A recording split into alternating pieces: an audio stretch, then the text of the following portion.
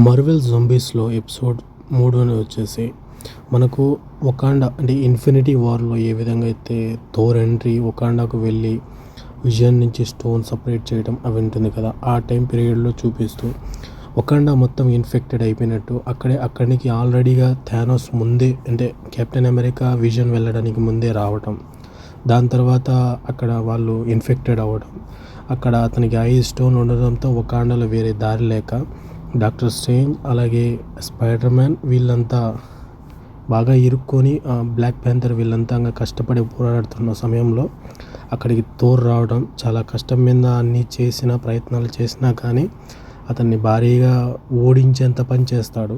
Thor యాక్చువల్గా ఓడిపోతాడు zombie వర్షన్లో.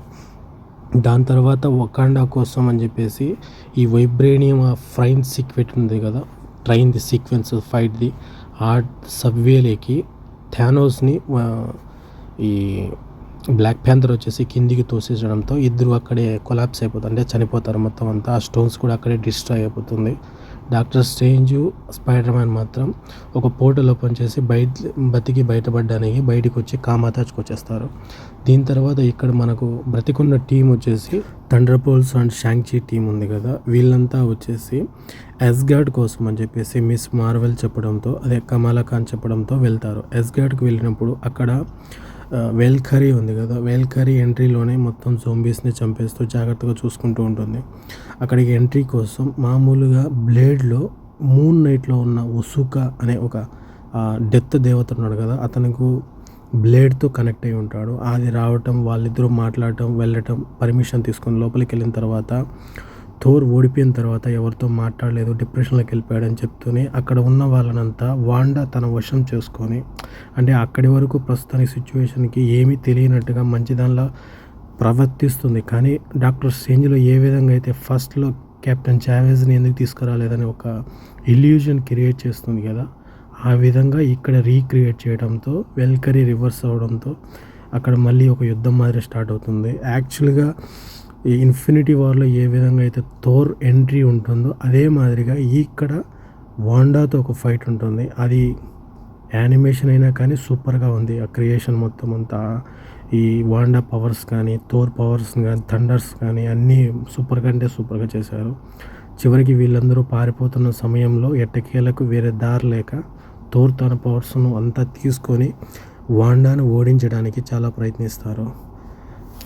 వాండాని miss Marvel అడిగేది ఏంటంటే, నువ్వెందుకు ఈ మాదిరి చేస్తున్నావు అంటే, ఈ డివైస్ కోసమా అంటే, కావదు, డివైస్ నాకు అవసరం లేదు, నువ్వు నాకు ముఖ్యం ఉంటుంది. అంటే మెయిన్ వెతుకుతుంది డివైస్ కోసమా లేదా కమాలా ఖాన్ కోసం అనేది క్లారిటీ రాలేదు అక్కడ. దాని తర్వాత అక్కడి నుంచి తప్పించుకొని స్పేస్లోకి వెళ్ళిపోయిన తర్వాత ఇంకా అక్కడికే ఈ అలెక్సా అనే థండర్ బోల్ట్స్ టీంలో ఒక లావుట్ అతను ఉంటాడు కదా, కెప్టెన్ అమెరికా మాదిరిగా, అతను జోంబీగా కన్వర్ట్ అయిపోతాడు. దీని తర్వాత థోర్ హెల్ప్తో వీళ్ళందరూ స్పేస్లోకి వెళ్ళిపోయిన తర్వాత ఇక్కడ థోర్ కూడా ఆల్మోస్ట్ బహుశా జోంబీగా ఈ ఎపిసోడ్లో మనకు క్లారిటీ రాలేదు, నెక్స్ట్ ఎపిసోడ్లో చూద్దాము.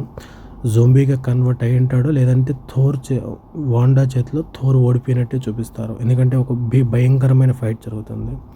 ఇంకా నోవా అని గ్యాలక్సీ ఆఫ్ ద గార్డియన్స్ మూవీలో ఏ విధంగా నోవా అని ఒక చూపిస్తారు కదా సంస్థ, పోలీసుల మాదిరిగా, వాళ్ళ దగ్గరికి వెళ్ళి హెల్ప్ అడిగినప్పుడు వీళ్ళు వాళ్ళని అసలు మాలకు భూమి అంతా ఇన్ఫెక్ట్ అయింది కాబట్టి జోంబీలో మీరు రాకూడదు, మీరు వెళ్ళిపోండి అని చెప్తారు, వార్నింగ్ ఇస్తారు. వార్నింగ్ ఇచ్చినప్పుడు వీళ్ళు అసలు రానియరు మనని, ఖచ్చితంగా ఏదో ఒకటి చేయాలి అనుకుంటున్న సమయంలోనే ఎండ్ కార్డ్ పడిపోతుంది. అంటే ఇప్పటికీ వాండా వెతుకుతుంది ఆ ట్రాన్స్మిటర్నా లేకంటే కమలా ఖాన్నా, లేకపోతే ఎందుకు వెంట పడుతుంది అనేది ఇంకా తెలియడం లేదు.